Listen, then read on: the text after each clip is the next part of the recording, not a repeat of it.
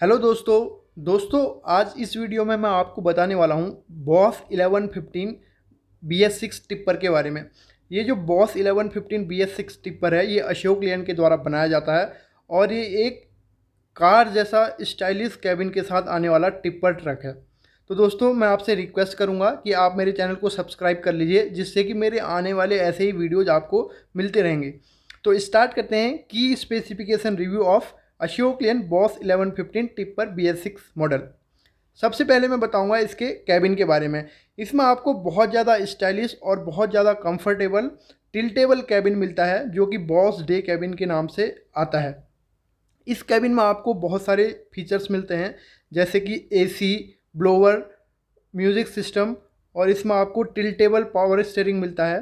और इसके साथ साथ इसकी जो ट्रिमिंग है वो भी काफ़ी स्टाइलिश और काफ़ी खूबसूरत है। तो दोस्तों, आपको बहुत ज़्यादा कार जैसा सुविधाजनक कैबिन अशोक लेलैंड की तरफ से यहाँ पर दिया जा रहा है। नेक्स्ट मैं बात करूँगा इसके इंजन के बारे में। इसमें अशोक लेलैंड का S सीरीज का BS6 इंजन लगा रहता है, जो कि 4 सिलेंडर के साथ आता है और ये आइजन 6 टेक्नोलॉजी में काम करता है। अगर मैं बात करूँ इस इंजन के मैक्सिमम पावर की, तो ये आपको 150 हॉर्स पावर देता है 2400 RPM में।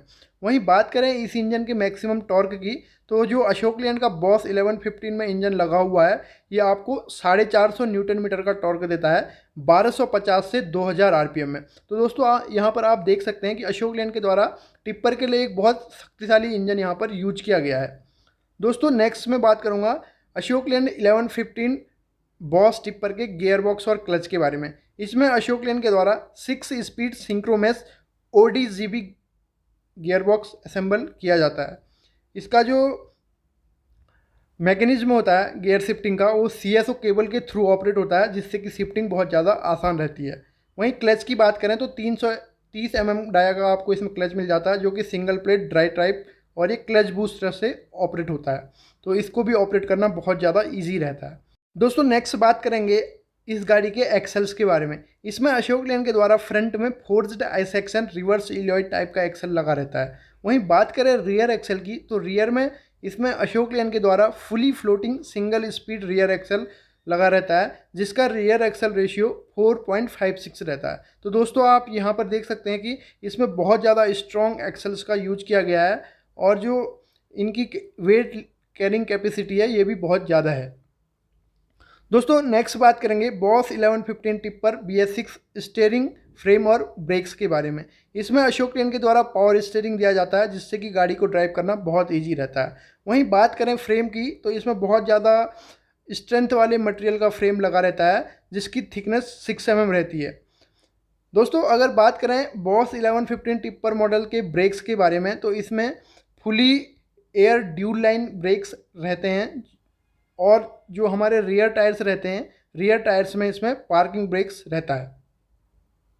दोस्तों, नेक्स्ट मैं बताऊंगा आपको इस गाड़ी के सस्पेंशन के बारे में। इसमें फ्रंट में अशोक लेलैंड के द्वारा पैराबोलिक लीप स्प्रिंग सस्पेंशन लगा रहता है, जिसमें कि शॉक एब्जॉर्बर और ARB का ऑप्शन भी रहता है।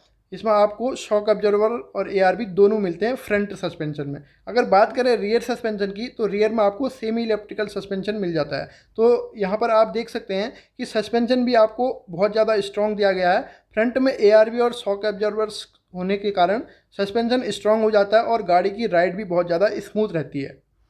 दोस्तों, अगर बात करें इसके फ्यूल टैंक के बारे में, तो इसमें आपको 208 लीटर का क्रॉस लिंक्ड पॉलीमर वाला फ्यूल टैंक मिल जाता है और दूसरा आपको 105 लीटर का फ्यूल टैंक भी मिल जाता है, जो कि आपको 3440 व्हील बेस वाली गाड़ी में मिलता है। वहीं बात करें एडब्लू टैंक की, तो इसमें 24 लीटर का एडब्लू टैंक अशोक लेलैंड के द्वारा लगाया जाता है। दोस्तों, इस फ्यूल टैंक की खासियत ये है कि ये डैमेज नहीं होता और इसमें रस्ट लगने का कोई चांस नहीं रहता है। दोस्तों, बात करें इस गाड़ी के टायर्स और इलेक्ट्रिकल्स के बारे में, तो इसमें 235/75 R17.5 के ट्यूबलेस टायर्स का यूज किया जाता है अशोक लेलैंड के द्वारा। वहीं आपको यहाँ पर ऑप्शनल भी मिल जाता है 8.25x16 PR के नाइलॉन टायर भी इसमें मिल जाते हैं। अगर बात करें इलेक्ट्रिकल्स की, तो आपको इसमें 12 वोल्ट की बैटरी मिलती है, जो कि 120 एम्पियर आवर्स की रहती है। दोस्तों, बात करेंगे इस गाड़ी के वेट और डायमेंशंस के बारे में। इसका ग्रॉस व्हीकल वेट 11,120 kg रहता है। वहीं बात करें व्हील बेस की, तो ये आपको डिफरेंट व्हील बेस में मिल जाती है। 3440 mm, 3940 mm, 4540 mm और 4940 mm।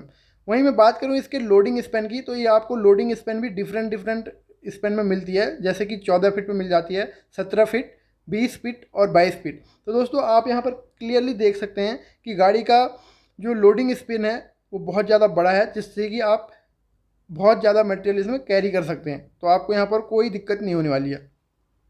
दोस्तों नेक्स्ट मैं आपको बताऊँगा बॉस 1115 BS6 टिप्पर के प्राइस के बारे में। ये गाड़ी 19.11 लाख से स्टार्ट होती है।